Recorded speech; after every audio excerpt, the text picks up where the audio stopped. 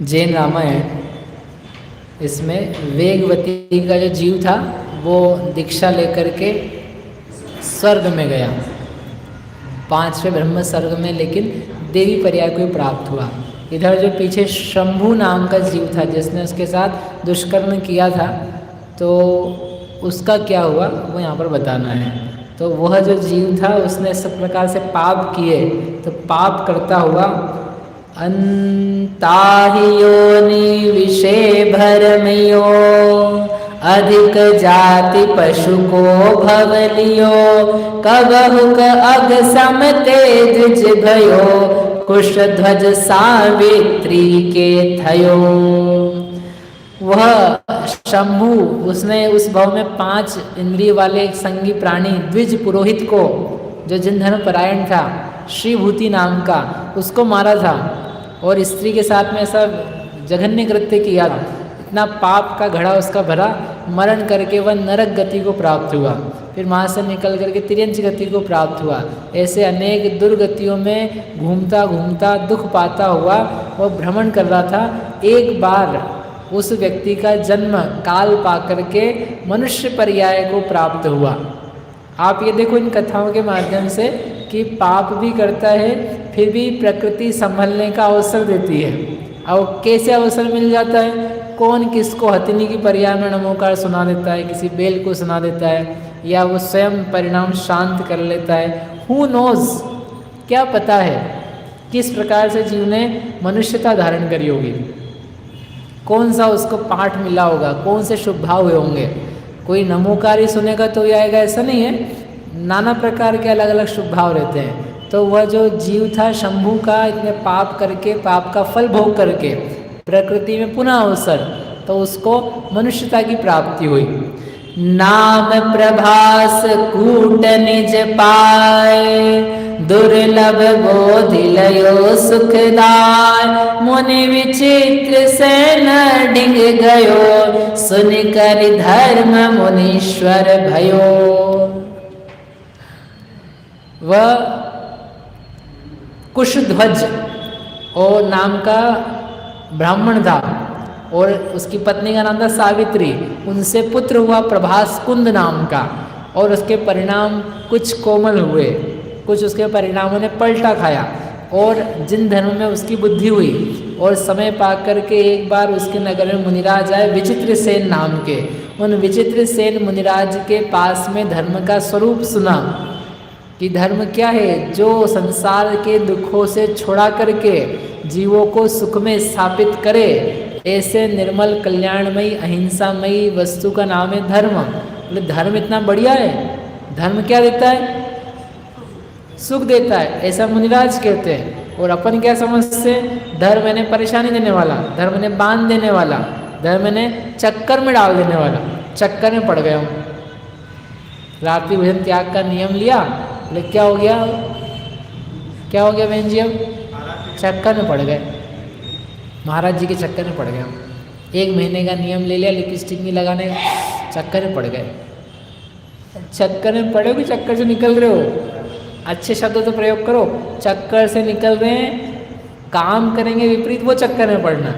तो महाराज तो ये उपदेश दे रहे थे कि धर्म यानी सुख को देने वाला, जो प्राणियों को पक्के दुख से निकाल करके शाश्वत सुख को प्रदान करता है, ऐसा कल्याणमयी धर्म सुन करके उसको बहुत वैराग्य जागृत हुआ। और उस भले जीव ने क्या किया, मुनि दीक्षा अंगीकार कर ली। कहाँ, तो कुछ भाव पहले बलात्कार किया था और कुछ भाव बाद उसने जैनेश्वरी दीक्षा अंगीकार कर ली। आप नमस्कार करोगे क्या संगीता दीदी ऐसे जीव को?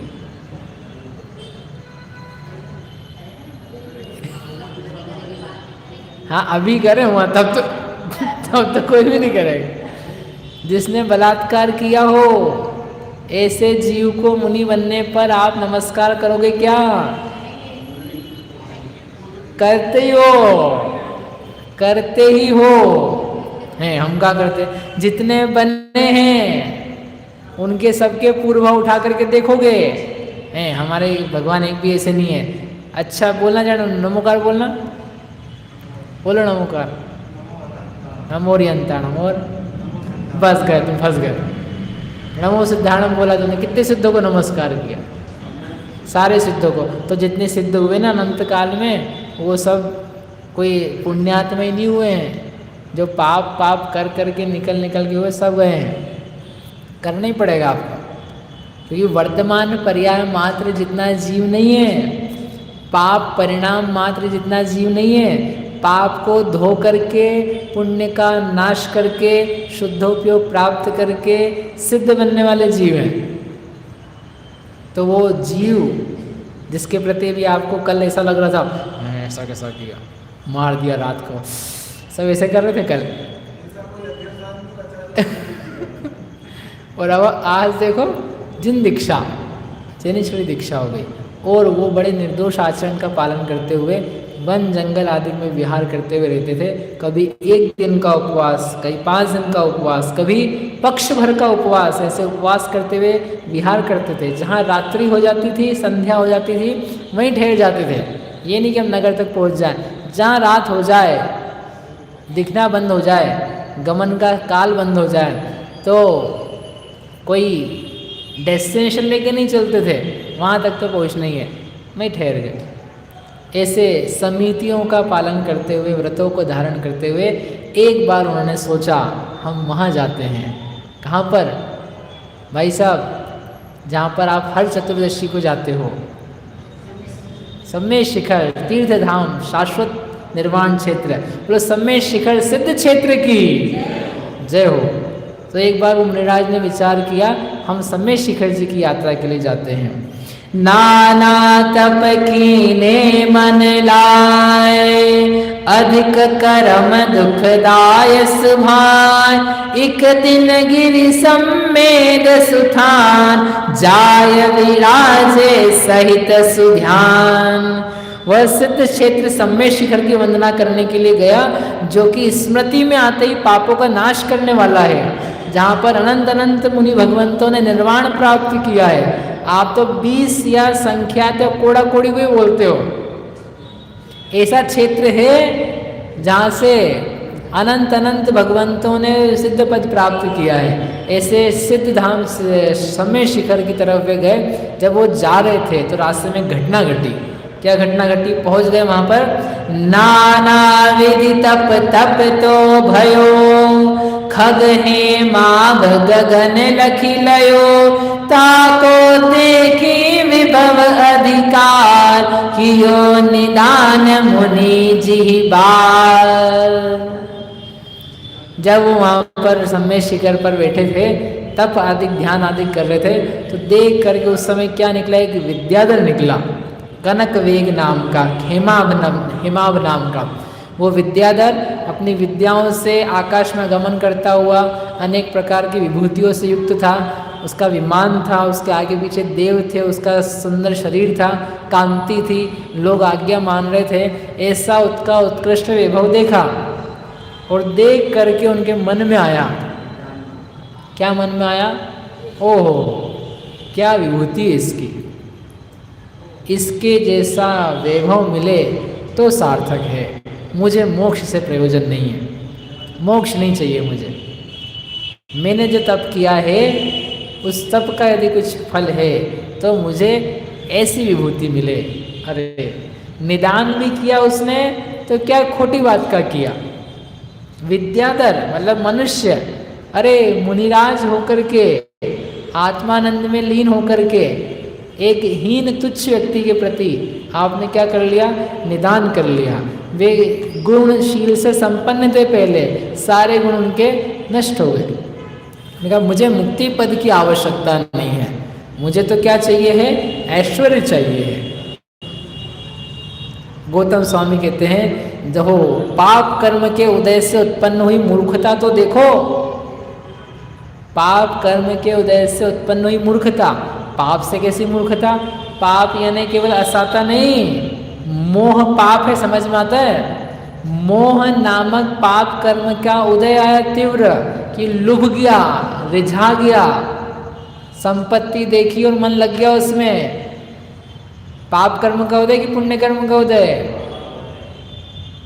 आपको सोफा दिखा, sofa set Mahesh ji, sofa set देख करके क्या गजब सोफ़ा सेट है, बताओ आपके पाप का उदय कि पुण्य का उदय? क्या पाप का उदय इसमें? क्या पाप कर लिया हमने? नहीं, करने की बात नहीं कर रहे, उदय की बात कर रहे। क्या पाप कर लिया हमने? आपको मोह का परिणाम जाग गया, पाप का उदय। घर का ही आपका सोफ़ा सेट, उससे बैठ करके क्या बढ़िया सोफ़ा है, मज़ेदार, कोमल, मुलायम गद्दा, पाप का उदय कि पुण्य का उदय? थोड़ा कठिन प्रश्न है ये। बहन जी, कार में बैठ करके आप, बढ़िया भैया कार लेकर के आया है, क्या बढ़िया सुंदर, कौन सी कार आती है अच्छी? मर्सिडीज़, बढ़िया कार है। बताओ आपके पाप का उदय कि पुण्य का उदय? पाप का उदय कि पुण्य का उदय? ओहो, मोहिनी की तरफ से देखो, अभी साता साता छोड़ दो, मोहिनी की तरफ से देखो, रीझ गया पर पदार्थ पर, अच्छा लगने लगा, पाप का उदय। मिल रही है सादा की सामग्री, वो पुण्य का उदय है। लेकिन तुम जो रीझे हो, बिना मोह के, बिना लोभ के, बिना अज्ञान के, बिना रति कषाय के, जो कि सभी पाप रूप है, रीझ कैसे सकते थे? पाप का उदय। तो आचार्य भगवान कह रहे हैं कि वह मूर्ख प्राणी, ओह पाप के उदय से ठगाया गया। देखो तो सही पाप के उदय की विचित्रता। अभी तक आप बाहरी को समझते थे, भीतरी को भी समझो। पाप के उदय ने उसको ठग लिया। उसने त्रिलोकी मूल्य रत्न को मुट्ठी भर शाक के लिए बेच दिया। शाक समझते, फ्री में आने वाली चीज़ है, शाक यानी पत्ते वाली सब्जी। मुट्ठी भर, वैसे नहीं लेनी चाहिए, और मुट्ठी भर शाक के लिए क्या बेच दिया? रत्न, ले जाओ रत्न हमारा। क्या देना हमारे लिए? शाक देना, शाक। अथवा ठीक ही है, कर्मों के प्रभाव से अभ्युदय के समय, कल्याण के समय मनुष्यों की सद्बुद्धि उत्पन्न होती है। जब कल्याण होना तो अच्छी बुद्धि उत्पन्न होती है, और विपरीत समय में सद्बुद्धि नष्ट हो जाती है। इस संसार में कौन क्या कर सकता है? सब कर्म के उदय की विचित्रता है। और उसने इस प्रकार का निदान बांधा, निदान बांध करके उसका समय आने पर मरण हुआ। मरण होकर के वो जितना उसने तप किया था, अब क्या निदान की व्यवस्था समझ लो आप। नहीं तो आपको लगेगा ये बढ़िया काम है कि अपन मांगो तो मिल जाएगा। निदान की व्यवस्था ये है, आपके पास खाते में पुण्य हो ज़्यादा और मांगो कम, तो सेटल कर लेंगे, ठीक है। आपका बैलेंस है खूब सारा, और आपने उसके, अरे हमको इतना सारा नहीं चाहिए, हमको तो जरा से, आप तो ख़त्म, इतने से मैं कर लो, तो हाँ वो दे देंगे, अच्छा है, काम बचा। लेकिन आपका बैलेंस है जरा सा है और मांग रहे हो ज़्यादा, तो ना जितना है ना वो भी साफ कर देंगे, कुछ नहीं मिलेगा तुमको, जो है वो भी गया। जैसे आपके पास 5 रुपये हैं बैंक में, अकाउंट में है ना, और आप लेने गए, लाओ लाओ 1 करोड़ रुपए दे दो उनको, तो वो 2 थप्पड़ मार के अकाउंट और बंद कर देंगे, मतलब कुछ नहीं मिलेगा। ये बेकार की बातें करते। एक चेक लिख के दे दो आप 1 करोड़ का, 5 रुपये बैलेंस है तो 5 और जब्त हो जाएंगे। हाँ, इसकी बजाय 1 करोड़ का बैलेंस हो और आपने सिर्फ ब्लैंक चेक लिख के, मुझे तो 1 लाख रुपए की ज़रूरत है, देखो हाँ तो 1 लाख दे दो। अच्छा मूर्ख व्यक्ति, 1 करोड़ का बैलेंस है और चेक कितने का, ब्लैंक चेक दिया, हाँ लाओ दो, तो वो ले लेगा, 1 लाख रुपए दे देगा और सारा बैलेंस नील। ऐसे के ऐसे आपके पास पुण्य संपत्ति बहुत ज़्यादा हो और आप फिर हल्की छोटी मोटी चीज़ मांग लो तो डन, मिल जाएगी। लेकिन पुण्य तो है नहीं आपके पास, और मांग लो मैं चक्रवर्ती बन जाऊँ अगले गाँव में, कामदेव बन जाऊँ, तीर्थंकर ही बन जाऊँ, कामदेव से क्या होएगा तीर्थंकर बन जाऊँ, तुम्हारे कुछ नहीं होने वाला है, और बल्कि सोच सोच करके जितना है वो जानने वाला। इसलिए भूल करके भी निदान नहीं क्या करो, क्योंकि होगा पुण्य ज़्यादा, तुम्हें बिना मांगे मिलेगा, और यदि नहीं है तुम्हारे मांगने से और घटेगा। लोगों को लगता है निदान करने से मिलता है, मिलता नहीं, जाता है, नुकसान नहीं होता। अब ये तो उसने उसका निदान किया, अब आप ये समझ लेना अपन क्या क्या निदान करते रहते हैं, क्या क्या मांगते रहते हैं, कहाँ कहाँ रीझते रहते हैं।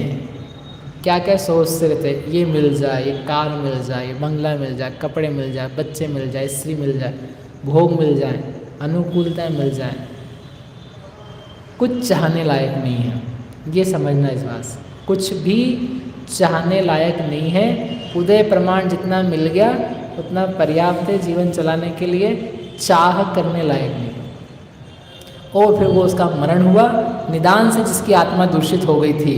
विद्याधर पद सार विचार, भेष गहो सबको सिरदार, जो मणि तीन लोक में सार, छारी मुष्टि को बेच गंवार। जैसे गंवार रत्न को मुट्ठी भर शाक के लिए बेच देता है, वैसे उसने काम किया। त्यों मुनि तप फल रतन अमोल, ताहि बेच दीनो खग मोल, फेर विकट तप करि मन लाय, तीजे सुरगी पहुँचो जाय। और वो निदान करने के बाद में भी उन्होंने तप किया, उपवास अनशन आदि जो तप हो सकते थे वो सब किए, और उन सब के प्रभाव से रत्नत्रय तो उनका नष्ट हो चुका था, लेकिन जो पुण्य बचा था उसके फलस्वरूप मरण करके तीसरे स्वर्ग में सानत कुमार स्वर्ग में जाकर के जन्म हुआ। वहाँ पर भोगों में जीवन उनका व्यतीत हुआ, भोग भोगते भोगते भोगते जितनी आयु थी पूर्ण करी, और वहाँ से च्युत हो करके बाकी पुण्य तखी पुनि चयो, रतन श्रवा के नंदन भयो, के कसी माता को हे बाल, उपजो रावण तन सुकुमार। और वही स्वर्ग से च्युत होकर के रत्नश्रवा और केकसी का पुत्र हुआ, और वही ये रावण है जिसने पूर्व काल में इस प्रकार का निदान किया था। उसके रत्नत्रय से संग्रहित किए गए पुण्य के बदले में उसका रत्नत्रय तो गया, परंतु उसने इस प्रकार का विद्याधरों का वैभव प्राप्त किया। विद्याधर बनना चाहता ना, विद्याधरों वाला ऐश्वर्य, तो ऐसा बलशाली बना कि सारा 3 खंड उसने मानो उंगलियों के बीच में दबा हुआ हो, ऐसा प्राप्त कर लिया। अत्यंत विकट कार्य किए, बड़े बड़े महारथियों को जीता। इस प्रकार से वह अपने निदान के कारण से इस प्रकार की संपत्ति को प्राप्त हुआ था, और ऐसा क्रूर कर्मा हुआ था। जो पहले कौन था? श्रीधर था, फिर घूमता घामता शंभु हुआ था, फिर शंभु होकर के प्रभास कुंद हुआ, फिर सानत कुमार में गया, महेंद्र में गया, सानत कुमार में गया, और फिर यहाँ आकर के रावण हुआ। इस प्रकार यह रावण के पूर्व भोग की कथा है संक्षेप। अब कहाँ गया? अब कहाँ गया? नरक गया ना, जाएगा नहीं, गया ना, हो तो गया मरण, नरक जा चुका है, वो नरक में जा चुका है, और निकलेगा, कालांतर में भ्रमण करेगा, अनेकों भाव बाद मोक्ष में जाएगा। अभी नहीं जाने वाला है, अनेक भाव बाकी हैं। इस प्रकार जान करके कि कितना निदान करना दुखद है, हम आप सभी रीझने से बचें, और आत्मा का स्वभाव बताने वाले पंच परमेष्ठी उन पर रीझें, उन पर आकर्षित हों, ऐसी मंगल भावना से यहीं तक करें।